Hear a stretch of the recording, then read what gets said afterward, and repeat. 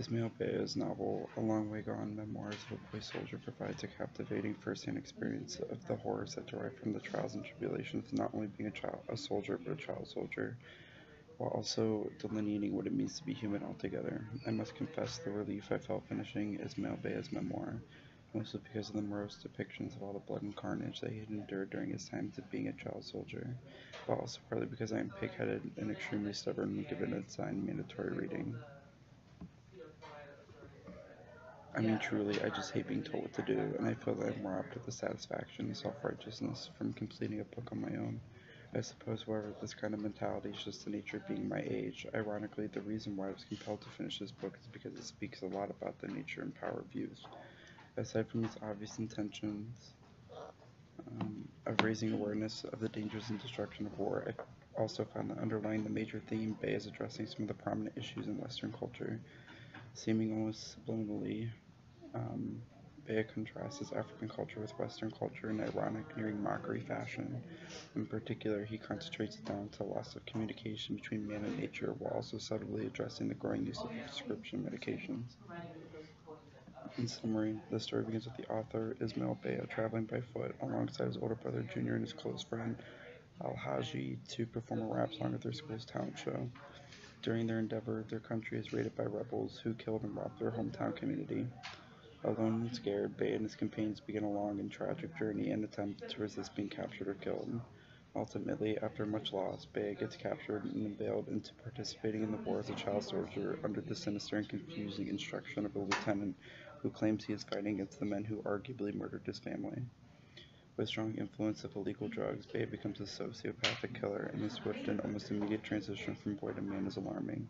After a vague amount of time, believed to be a couple of years, Bay is removed from the militia and transferred into a rehabilitation center. With much emphasis on the struggle and time it took, Bay is returned to his childlike state and repatriated, in parentheses, which Bay defines as the term used to describe the process of reuniting ex-child soldiers with their former communities on page 171, to his uncle Tommy and assimilated with his newfound family. Bea falsely believes that he has found stability, which he is soon again robbed of when the war reaches to the outskirts of his new home. After already suffering enough death and despair for 2 lifetimes, Bea's uncle dies from a lethal concoction of sickness and nausea-induced starvation. In reaction, Bea decides to escape the Civil War and country altogether to live in the States with a woman named Laura Sims, where he would begin his presumably lifelong mission of being a political activist against the formation of child soldiers. The gruesome and shocking storyline alone is enough to keep anyone attentive, but also his rich culture radiates through his writing with intricate metaphors and beautiful descriptions that are perfectly laced throughout his entire novel. The ancestral anecdotes and his knowledge pertaining to nature and remedies and perseverance with the help of human connection is as empowering as it is alluring. Beginning with his knowledge and kinship to nature, I was entranced by the contrasts of our culture. The westernized world seems to have an overwhelming reliance on over-the-counter prescription medications, so much so that many amongst the culture become prisoners of their effects, while also becoming out of tune or even worse, willfully ignorant with regards to nature. Bay compares the Western mess with his African roots, showing that they not only celebrate and respect it, they also alleviate and medicate with it. Bay writes, in quotations, he returned with a basket full of grass. He heated the grasses and placed them under our hanging feet. The steam gradually lessened the pain. On page 61. Bay and his companions at the time had suffered severe burns to their feet while walking on a hellish, sun-baked beach all day. A kind and anonymous man relieved their pain with the steam from heated wild grasses. What a novel and foreign idea that is to a westernized dope-sick nation. Instead of relieving pain with the use of addictive opiates, the man used unaltered, all-natural resources to reduce Bea's suffering. In addition to their holistic remedies for pain relief, Bea also describes the potion his grandfather used to conjure up to enhance the brain's capacity for knowledge. Bea writes in quotations, writing a special Arabic prayer on a wela, parentheses, slate with ink made from another medicine. The writing then washed off. The water called Nessie was put into a bottle on page 51. Regardless of whether it was actually effective or merely a placebo, this appears to be a much safer alternative to the legal methamphetamine American hands out on a daily basis. The final but not limited to example derives from the same man cloaked in purposeful anonymity when he was still healing the boy's blistered souls. It writes in quotations. The salt water was good for healing the pain and preventing tetanus on page 64. What a simple precaution salt water seems when being compared to the Western's method consisting of 5 painful shots starting at the tender age of 2 months and capping off at 6 years. The text consistently begs the reader to question the validity, necessity, and health-related consequences that the FDA approves of for consumption every year. Western culture, while being compared next to African cultures, appears to lack manners with regards to silencing both the body and nature. Um,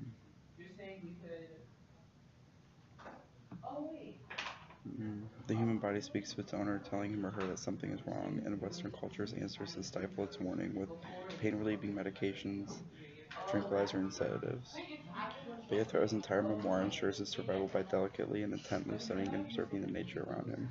This became most apparent when Bea was describing his time hiding in the forest alone. For example, Bea writes, in quotations, "Along the spring there, ripe fruit that I had never seen. Birds came to eat the strange fruit every morning. I thought if the birds ate it and lived, maybe I could too," on page 51. In addition, Bea also wrote about the same mysterious citrus delicacy, saying, in quotations, "Sometimes I felt the birds gave me angry looks for eating so much of their food," on page 52. In point of realization, not only did Bea use intuition, but also showed empathy for stealing the food, or what he classified as their food. I feel almost foolish for being staggered by the wisdom Bea portrayed when regarding what was safe and what was poisonous for consumption. In defense, living in the Western world, we are consumed by the mantra Google knows everything. Would a westernized man be able to show that kind of intuition while being lost in the wilderness under the extreme circumstances that Bea was in without watching the most recent episode of Man vs. Wild? While that question is completely open-ended and reliant on perspective, it still proves a solid point of how out of tune we are with the natural world. On a more humorous note, if we were to ask one of the greatest minds in American history, Allen Ginsberg would state loosely that our Western minds have been bashed open by cement and aluminum, which has eaten up our imaginations and creativity.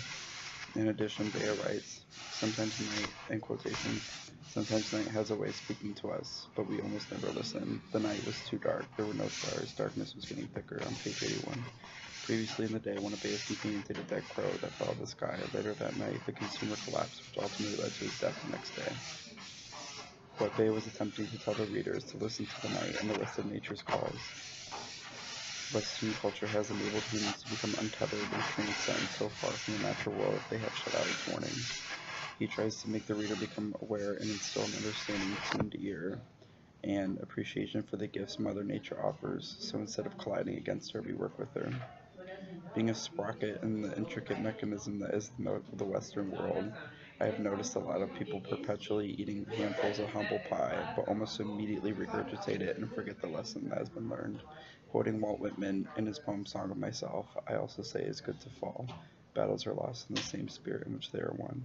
I find this quote to be perfectly thematic and all that needs to be said to the message Bea is trying to convey about war. Aside from the general theme, I believe that through subtle use of irony and depiction of events that happen in real time, Bea teaches the importance of and the benefits that can result from listening, studying, and respecting nature.